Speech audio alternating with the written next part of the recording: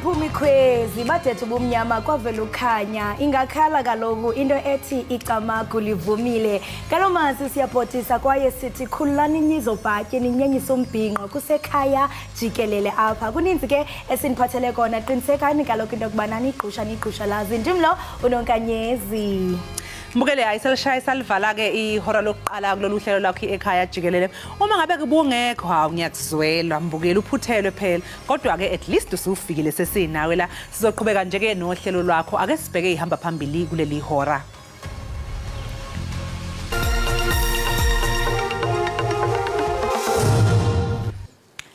Inkundla phakamileyo kwiphondo laseNtshona Koloni inike inkampani yebhasi iGolden Arrow isithintelo senkundla esithintela imanyano zeeteksi ukuba zizibandakanye neentshukumo zodushe.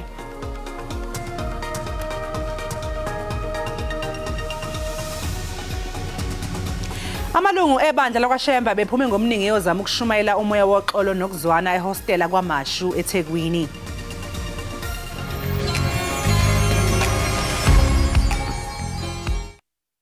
Sihlushwa izintuthwa lezimpimko emabaleni.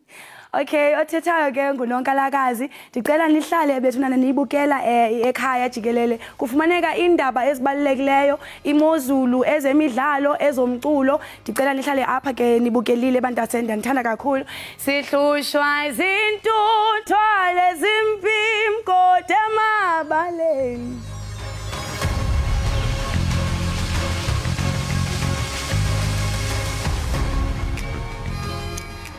Ngatsho nonkalakazi sihlabele mgama mbukeli novimba wethu inkundla ephakamileyo eNtshona Koloni nike inkampani yebhasi iGolden Arrow isithintelo senkundla esithintela imanyano zeeteksi ukuba zizibandakanye neentshukumo zodushe esisithintelo sikhutshwe emva koviyo lwenkundla olukhawulezileyo ngalentsasa kunjalo ke iSantaco ibuyele kwisithebe sengxoxo norhulumente wephondo nababandekanyekayo kwilinge lokuphelisa uqhankqalazo lwecandelo leteksi. Inkampani yebhasi Golden Arrow ibhenele enkundleni kulandela udushe olukhambuke emva kokuba imanyano zeteksi ziqalise ukhanqalazo lwentsuku ezintandathu. Kudutyulwe konzakaliswa umqhubi webhasi kwatshiswa ibhasi ezintandathu zale nkampani. Inkundla ikhuphe isithintelo esikhawulezileyo. The taxi associations that operate in the Cape Town metropole area are restrained from intimidating, threatening, harassing, or in any way interfering with Golden Arrow's operations throughout Cape Town. And they are also interdicted and restrained from intimidating, threatening, harassing, or assaulting any of Golden Arrow employees or passengers. Amagqwetha eSantaco athi le manyano ikhethe ukuqaqambisa ngoxolo izinyanzeliso zecandelo leteksi kwiphondo ikwaxeka izenzo zobundlobongela. Violence that was perpetrated was not Santaco members, but protesters that latched onto the stay away and strike. As the general public is aware, they peacefully demonstrated in an orderly fashion, drove their taxis on the N2 highway, and there's no incidences that is directly related and can be traced back to these taxi associations. Phakathi kwezinyanzeliso abecandelo leteksi bafuna isixeko saseKapa sinyenyise kwimithetho yaso engqingqwa kwaye bangoxuthelwa iiteksi zabo ngolwaphulomthetho olungephi. Amalungu ebandla lakwaShembe iNazareth Baptist Church eBuhleni abeshumayela ivangeli loxolo ehostela labesilisa kwaMashu eThekwini KwaZulu-Natal. Umholi ke waleli bandla umduduzi Shembe unyazi lwezulu behola umthandazo kuleli hostela. Leli hostela lakwaMashu lingelinye lamahostela adume kambi futhi elinesibalo esiphezulu sokubulala esifundazweni. Ukubulala nokudubulana sekuyinto yansuku zonke kule ndawo. Lokhu sekushiye izakhamuzi eziningi zesabela impilo yazo. Amakhosi asanda kuba nembizo kule ndawo ngenhloso yokuqeda lesi sihlava. Muva nje amaphoyisa athole umshini wokukhiqiza izinhlamvu obiza imali ngaphezulu kwesigidi samarandi kuleli hostela. Kukholakala ukuthi umsolwa ubehlinzeka izigebengu ngezinhlamvu okubalwa kuzo nalabo ababamba izimoto zemali. Ngenyanga edlule kwadutshulwa onogada ababili kuleli hostela. Ngisaphinda amazwe engawasho eqaleni ukuthi kusala intandane kuze kwakheke igebengu ngeke kezakheke ezweni. Ngakho mazulu amahle ngithi asihlale phansi makhona ongabona ngasolinye asihlale phansi silungisane ngoba ukuxabana nokuphambana insila yasemhlabeni osuke ngisho ukuthi abantu sekufanele balimaza noma babulalane. Ibandla lamaNazaretha asebuhleni ahlangene lapha ukuze akhulekele leli hostel. Umkhuleko ubuhola unyazi umduduzi Shembe. Basizi namhlanje nakunjena nje siyajabula impela ukuthi uNkulunkulu akacele nako uNkulunkulu abadala ke. Mhlambe ahlele ehlalweni zabo. Ukuthi abamelekelele kuphela lokubulana kwabantu lapha. Amaphoyisa esifundazweni athi kudingeka izindlela ezahlukene ukulwa nobugebengu kule ndawo. Abahlali baleli hostel basanethemba lokuthi sisazotholakala isisombululo sokuqeda ukubulawa kwabantu yize isimo simanzonzo. Ngingunhlakane Magwaza ezindabeni ze-SABC kwaMashu. Usapho lwakwaNdlovu lufuna impendulo emva kokusweleka komntwana walo uBrian. Lenkwenkwane ibineminyaka 15 nebifunda kwisikolo samabanga aphakamileyo iQueen's High School. Kutyholwa ukuba ibilixhoba lokuxhatshazwa nekukholelwa lusapho lwayo ukuba kunobangela ukusweleka kwayo. The other doctors were taking samples of blood on his arm. He was on oxygen. They did CPR, but I could just tell that my son was not going to make it. And that was goodbye for Brian. That's how he left me. Umhla we-31 kuJulayi ibilusuku nje olufana nolunye ngelixa uBrian Ndlovu ebuyela ekhaya evela esikolweni nangona bekungabonakala into itheni kuye kodwa ngelixa eyokubona umhlobo wakhe ebumelwaneni wafika wamchazela ukuba akhange onwabe esikolweni. He told Simba he had a horrible day at school to an extent that he was pushed against the wall in the bathroom and forced to drink poison. Uthe ebuyela ekhaya uBrian wabesele engumntuwumbi ebila kwangoko wacela umama wakhe ukuba amphe ubisi esithi uyatsha etyhola ukuba wayeseliswe ityhefu. Usapho lwakhe lambalekisela isibhedlele kodwa ngelishwa oogqirha bakwazanga ukumsindisa. AbakwaNdlovu bathi bafuna ubulungisa. He used to tell me, Mama, I want to be the next Siya Kolisi. Mama, I want to take care of you because of my rugby that I'm doing at school. But all that now is shattered. All because of evil kids, undisciplined kids. So all I'm asking for is please put those kids where they belong, in the rightful place, which I feel prison is the rightful place for them. Lo gama isebe lezemfundo eGauteng lithi imeko engqonge ukusweleka kwalomfundi kaGrade 9 isephansi kophando. Abantu abahlala emjondolo yasezama impilo eRivali eGoli bathi impilo isiyaqala ibile esimweni sejwayelekile emva kokujutshwa kwamaphoyisa kule ndawo kuzobhekana nalabo abamba ngokungemthetho nabaziwa ngozamazama. Namhlanje ilungu lekomiti kasodolophu ejongene nokhuseleko loluntu umgcini Chwaku lityelele indawo abaxakileyo kuzo zamazama njengasezama impilo naseMatholesville eRoodeport nalapho kubanjwe khona uzamazama. Le inxalenye phulo lokubuyisela uzinzo kwimimandla ethwaqwe izintshukumo zozamazama. Abahlali bathi nangona bebona inhlanzane ethemba ngalenquleqhu banethemba lokuba ababethwa ngemviphindiwe ngokuba iphelele emoyeni lenquleqhu. Sekungcono okuba nide nafika la emphakathini siyakhona basilale. Besikade singalali sihlukumezeka ngo6 kuthe masihambe siyolala ngabaphathi bendawo. Abo 5 bofanele sokwendlini iKhalisbham. Ngoku mangibheka ngendlela enenza ngayo la emkhukhwini kuzathuleka sakhona ukuhamba ngabo 7 ngoba bothi uyothenga uparafin ungasaphuma endlini ulala ulambile. Uceba wendawo uthi isombululo sanaphakade kwintshukumo zolwaphulo mthetho kulengingqi kukuba ogobityholo basezama impilo bafudusele kwenye indawo. Our long-term solution, it's not for safety for police to be permanently here. Our long-term solution is that human settlement must come in and move those people who are qualifying to have RDPs to your flare-off, to your whole grant project. El Phulo linwenelwe nasematholesville ngase-Roodepoort apho amapolisa kamasipala mbwaqa waseGauteng anqakula didimbele eziseleni ozamazama amabini aze athimba nombayimbayi wompu. I knew that the operation here is Amatoleville because our intelligence gathering has been pointing us here. And we heard that there are actually guns that have actually been stored here. And because remember, this Amatole is the area where the Zamazamas, they're actually raping women. They take women and they go up into the mountain, as you can see there. Kuza kusekwa ibutho elilodwa yi-JMPD neliza kujolisa ekuthinteleni lwaphulomthetho neliza kuqubisana ngqo nokombiwa kwemigodi ngongekho mthethweni. Idamu laseMthatha lingenye yeindawo zokuyijabulisa kanti futhi ilona ke liwumthombo wamanzi kubahlali. Muva Jikelele idamu lithandwa kakhulu kezigebengu manje nosekukhathaza abahlali. Umthatha yenye yedolophu ezinegalelo elikhulu kuqoqosho lomntla wempuma koloni. Kusenjalo ikwayindawo enezinga eliphezulu lolwaphulomthetho kwilizwe. Nekwindawo yesihlanu phezulu kwezo zibalelwa phambili. Idama laseMthatha libonwa njengendawo yokutyala izidumbu. Isehlo sakamva nje sisangolwesihlanu apho kufunyenwe imizimba emithathu ibotshwe izandla. Aphaya kulahlwa abantu emanzini. Futhi bafika sekudala besolekile ngoba baye bafike sibakhuphe mhlawumbe sebedubudubu sibiza amapolisa mhlawumbe umbone umuntu se edinga phezulu kwamanzi angajinga phezulu kwamanzi xa into bakudala eswelekile sibiza amapolisa abakhupha amapolisa.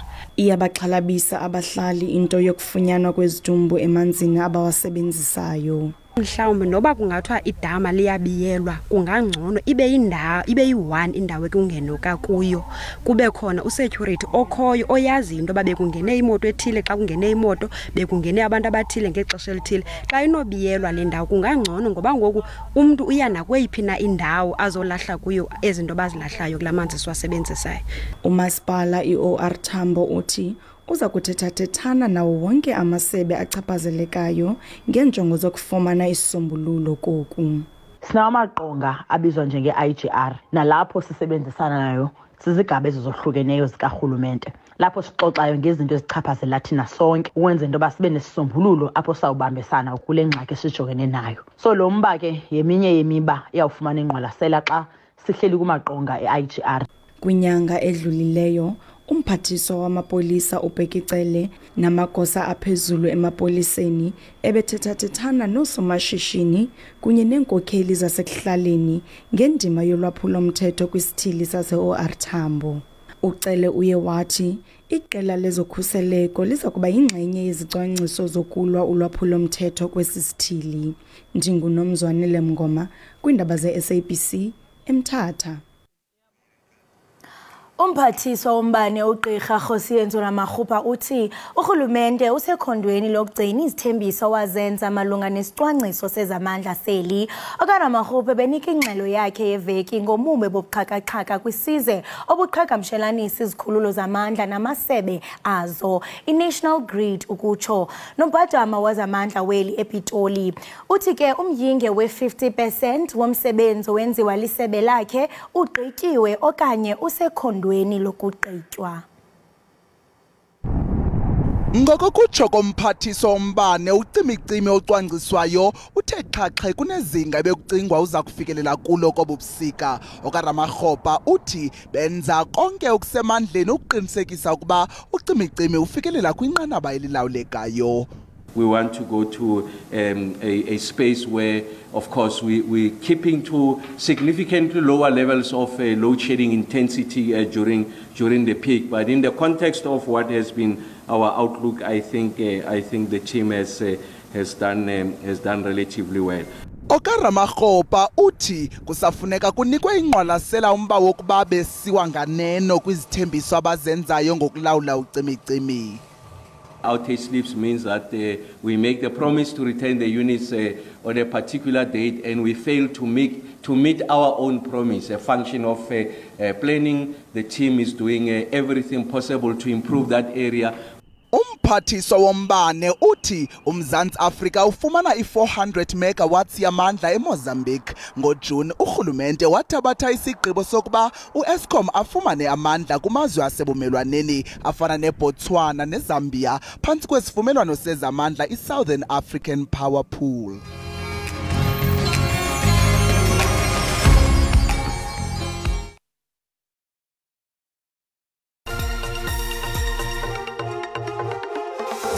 Njengamanje ake siphose intambo lapha kukholosa ke sizwe ukuthi zithine zakamuva ebholeni ke lezomnqakiswano.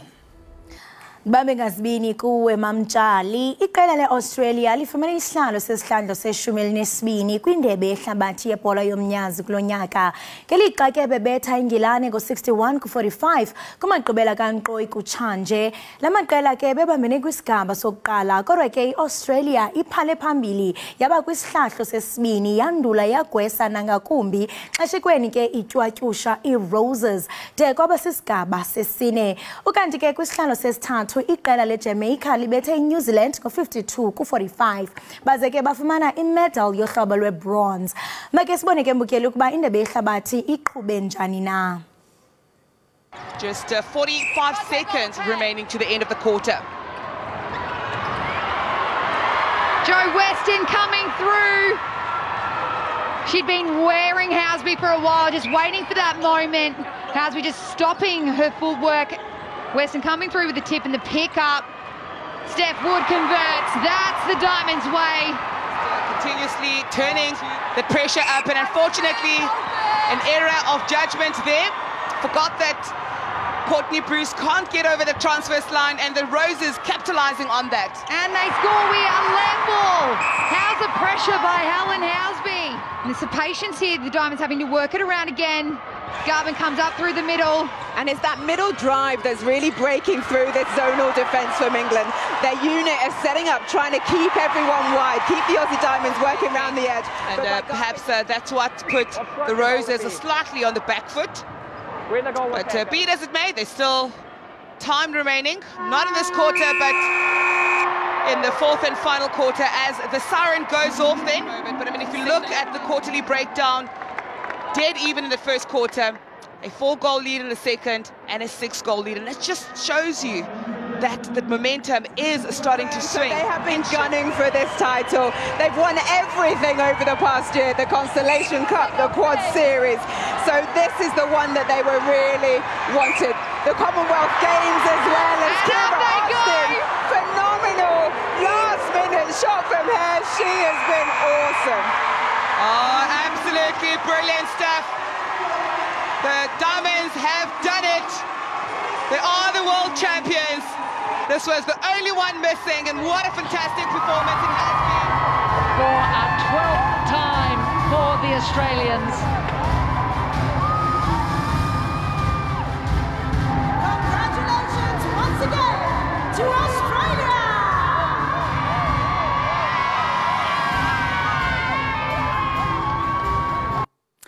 Iningizimu Afrika igcine ilala isithupha emqhudelwaneni wendebe yomhlaba ngemva kokushawa yiUganda. iUganda ke embukeli iyona egcine ilala isihlanu kulomqhudelwano singethwe ngumkhandlu udolobha iKapa. Ehoreni lethu ke lokugcina soxoxa nowayengumengameli wenhlangano elawula iNetball lapha eningizimu Afrika uMimi wakwamthethwa. Really making it good for the Ugandan side.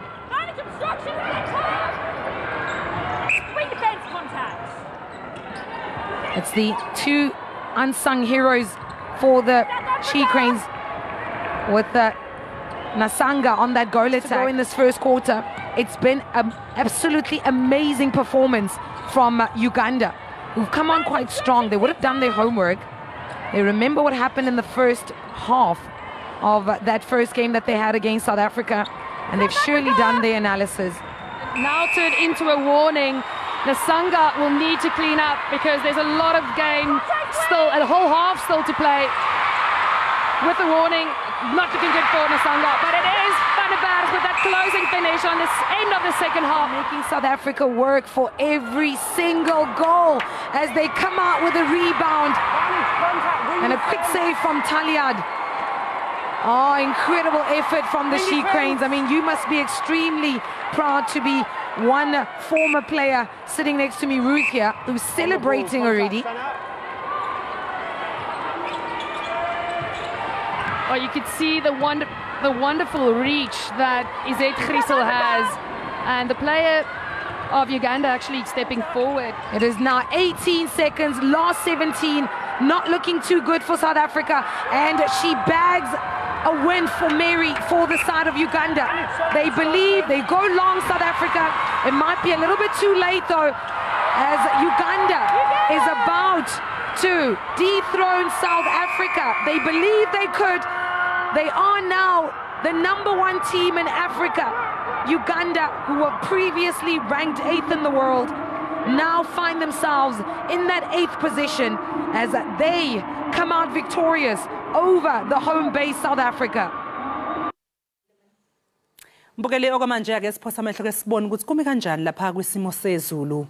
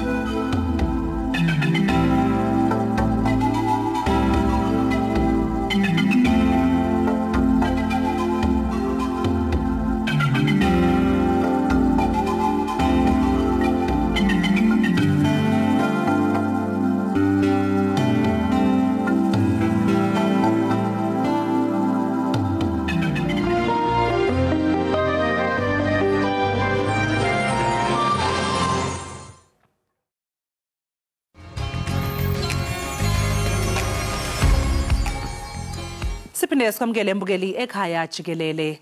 Owengamele ezolimo esifundazweni iKwaZulu-Natal uthi bazohlomula kakhulu abantu basempendle njengoba kunohlelo lokutshalwa kwamazambane kule ndawo. Umnyango wezolimo kwebuhamba nenkampani kuyiyona ekhiqiza amazambane iPotato South Africa.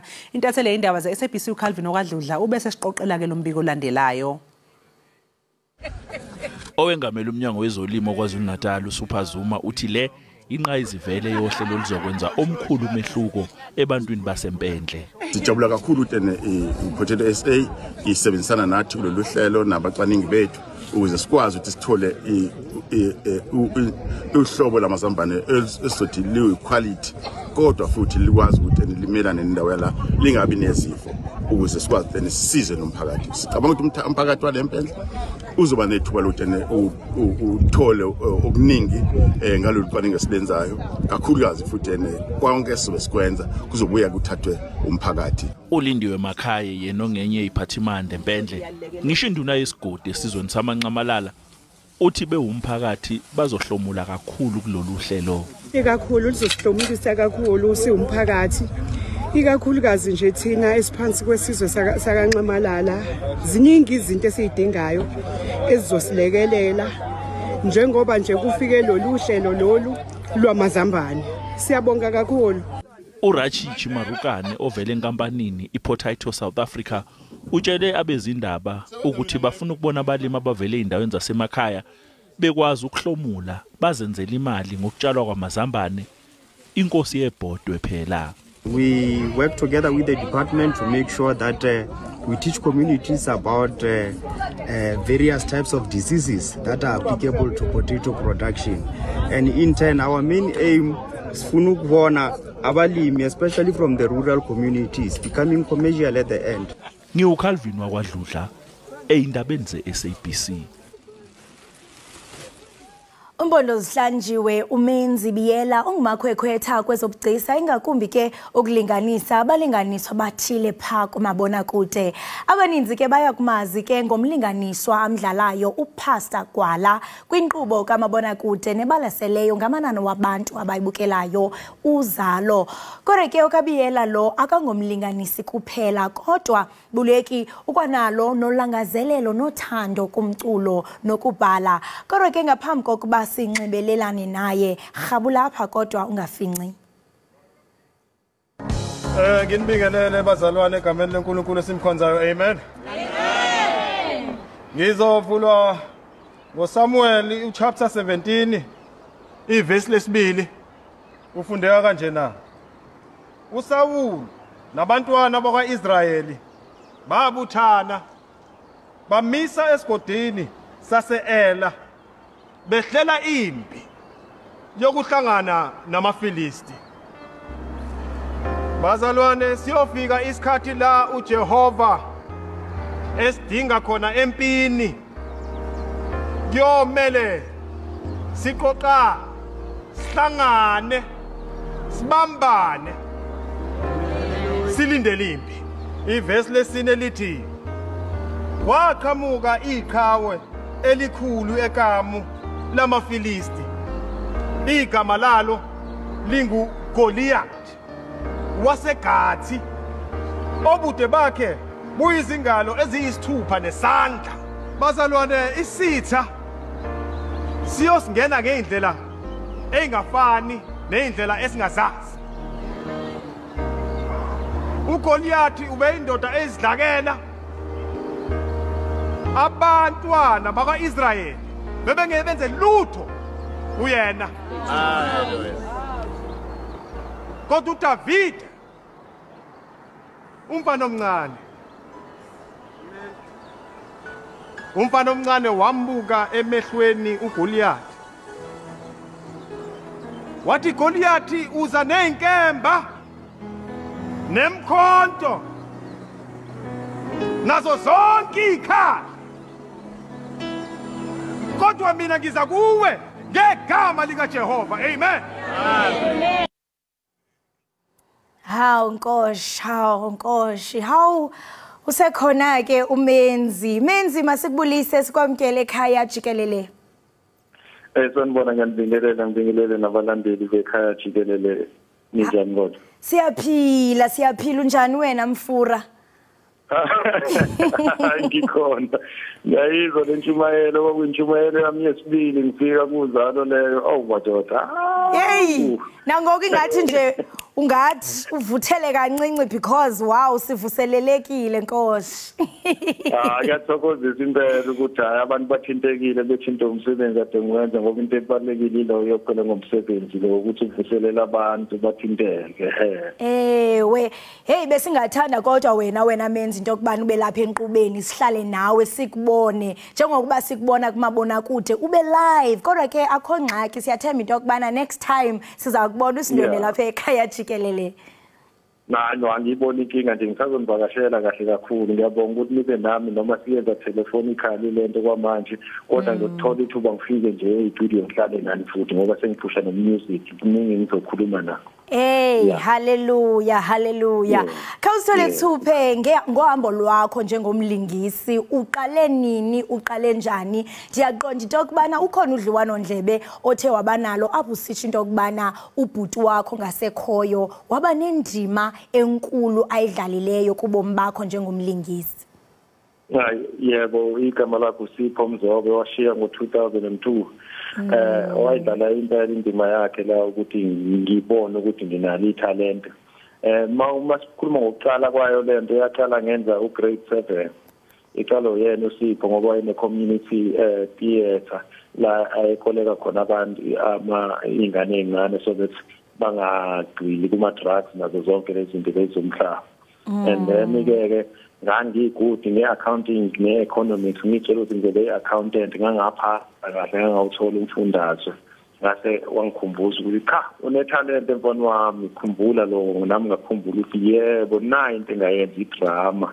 ngase ngaye eGoli-ke eFuba ngafunda ngo-2001 wathi angihambe ngi-Natal Tech ngaye i-Natal Tech ngo-2002 ngaqala i-first year ngaqeda ngo-2004 and then ngahamba ngaye e-Europe ngasebenza e-Europe for 2 years ngabuya 2006 ngeze South Africa ngenza i-show no Temi Venturias no Jerry Paul e-Stable Theatre la eDurban ngabona ukuthi i-industry ncane eDurban ngaye eGoli hayi emva kwaloko-ke angikaze ngabuya sengibuyiswa uzalo eThekwini injalo nje indaba.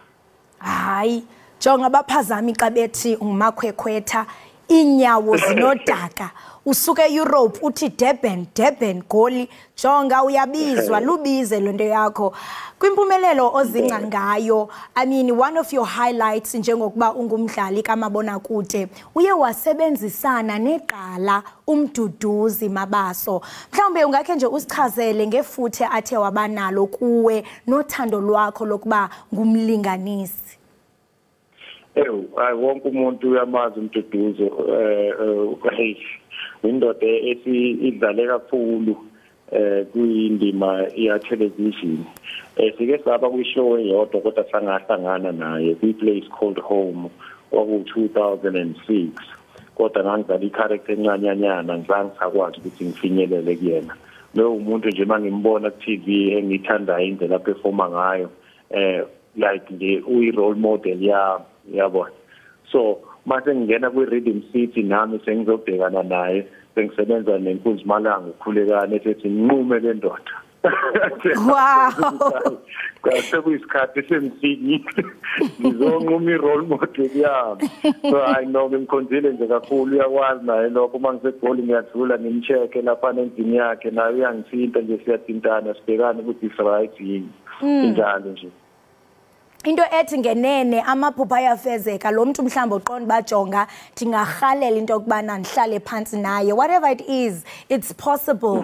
Ndifuna ngoku singene kumlinganiswa obumdlala kwinkqubo yozalo ndiye ndathi ke ngaphambi koludliwano ndlebe ndathi mandike ndiyokroba pha ku TikTok ndiyafumanisa into okubana uye wabhala uxwebhu apho ubulela khona i-production i-actors ne-actresses ubusebenzana nazo xa ndijonga i-comments ndithi ajonga ngasana upastor ude athi omnye my husband is now calling me mama because of you. Lelo futhe onalo umuntu ade athi mama kuye omnye uthi yo jonga the way ndi resonate ngakhona ne character yakho Pastor Gwala jonga man ingaske ndingakhonza kule nkonzo yakho into ethi you portrayed le character ngendlela yokuba umuntu akasakwazi into okubana ahlukanise uPastor Gwala noMenzi kwaye ke xa siyaphawula into okubana uPastor Gwala ebethole kwinkolo yobuKristu yaye engagunqi mhlambe ke ungasikhanyisela ukuba zintoni izinto anazo uPastor Gwala ongathi thini nami njinguMenzi siyafana mos noPastor Gwala kwaye mhlambe ungathi mhlambe intoni oyenzayo uqinisekisa into okubana uyayilungiselela i-character efana nekaPastor Gwala. Ngilenhlobo ye-artist mina ethanda ukuthi i-actor iqiniso ingakho abantu mabengibona ngi-acting into mase beyitshela ukuthi ngiyona angikwazi uku-acting into engakaze ngiyibone so uPastor Gwala umfundisi ngakho isonto la engakhula khona eBaptist Church wakunomfundisi umfundisi Mgwaba so ngathatha yena ngathatha ama-mannerisms akhe ngoba waye umuntu okind waye umuntu nje othanda abantu futhi ethanda ukubasiza noma umphoqo engaphoqeki waye leyo nhlobo nje yendoda mangase sikhuluma ngama-mannerisms ukuthi afana kanjani waPastor Gwala noMenzi uMenzi nje umuntu okind nje umuntu okind uthatheka kancane ngoba akwazi ukuyiphakamisa abanye aba-actor la komabona kude bayayiphakamisa mina ngahlubeka nje ade ngayiqala i-TV angikwazi nokuthi angazi nokuthi ngiyi-celebrity kodwa abantu bayakwazi ukungikhumbuza ukuthi hayibo phela ule uyi-celebrity ngithi cha yafana no-9 to 5 ukutelevision ngumuntu okind ngumuntu othanda ukusiza abantu kumanje ngisiza abantu njengoba ngingekho ku-TV njengoba ngenza music ozohila abantu ngumuntu onjalo nje so i-character yakho uPastor Gwala i-close noMenzi kakhulu ukuthi yena u-overboard okunye uMenzi ngiyakathathe kodwa upastor kwala yena ubethatha receipt ngoba iCharacter bekumele ukuthi ibe njalo. Hawu Nkosi yami. Hawu Nkosi yami. Ibalekile kakhulu lento oyitsho into yokubana uzithobile kuba siye siva abantu bekhala kuba xa benibona kumabona kude bayanithanda njengosaziwayo. Ngoku xa seledibena nawe ba hayibo umenzi kutheni wangathi unijongela phansi uyaniphakamela. So inhle kakhulu lento yenzayo etsho into bana uyafikelela ebantwini. Ndifuna ukuqonda ke ngoku njengokuba uthe wasohlula-hlulela phakathi komenzi naye uPastor Gwala. Ingaba yena umenzi uyasho ukuthi mama? Yebo. Uyasho nje impela. Hawu khawundibize ngeline eyi-1 uthi mama. Uyasho impela. Umenzi uyasho nje ukuthi mama. Inhlonipho leyo umuntu esifazane. Hawu Nkosi yami. Asivile ke ukuba into okubana uye wazibandakanya nakwezomculo. Khawusithele thuphe ngalonto leyo into okubana kuba sikwazi kumabona kude ngoku ucule ubhale khawusithele thuphe ngalonto leyo. Ukucula vele into engaqala ngayo esontweni before uSipho angifake lento yokuacta. Ukucula into ivele ikhona ukuthi bengayisebenzisi as ibhizinisi njengoba nje ngisathule kulezi zinto ze-TV noma ngiyithola umsebenzi bengifonela abantu ukuthi sicela uzo-acta entweni yami ngithi cha ngicela ukuthi abantu bazi ukuthi nginalo leli talent and mangilenza independent ingoba kuzoba into yami ngeyizicontrol umuntu. Sibuyile nje sibuyizolo beseswatini ne-The New Sound igama le-band The New Sound of SA mina uzakwethu noThizeni basimukele kahle lapha eSwatini base bathaya siphinde futhi sibuye ngokuyiphatha kahle ke nathi nokuzefisa sahlala nabantu sathola namanye ama-shows basibhuka futhi so sisazolothamba nje sibuya and then ke ngo-August September siyahamba sizimbabwe because umculo wethu sisebenzisa ama-beat angaphandle mase sifaka isintu sethu and we are available kuwo wonke ama-digital platforms. Ucula umenzi waqala esontweni wathola i-acting wayitreat njengomsebenzi wayithanda wase wabona ukuthi cha le talent ekufanele abanye abantu balibone ukuthi likhona mase ngisiza laba abanye abangaziwa ngoba vele nokuba ku-TV kuyangisiza ukuthi ngithola ama-bookings nayo yonke into so ngathatha abafowethu abakibi uThizeni nozakwethu ngathi ngingcono ngivula iband nginganyuki ngedwa anginyuke nabo bazothi mase bengenile nabo ngoba sinawo ama-music videos akawafaki ngisazosibona nje o-MTV Base no-Channel O nakhona lapho ko-SABC sazongena sazoba mnandi nje ukuthi ngoba si-independent siyithatha kancane kancane lento le kodwa izobe impumelelo isiseduze impela nje kumculo. Nathi sikulindile silapha ekhaya Jikelele sifuna ukubona uyenza le way. Sibambe ngazibini ngexesha lakho menzi kwaye sikufisela konke okuhle kwizinto zenzayo. Right mbukeli wami lo ke besinqokala naye nguye umenzi kanti ngoku singena kwi-yure yethu yokugqibela yendaba.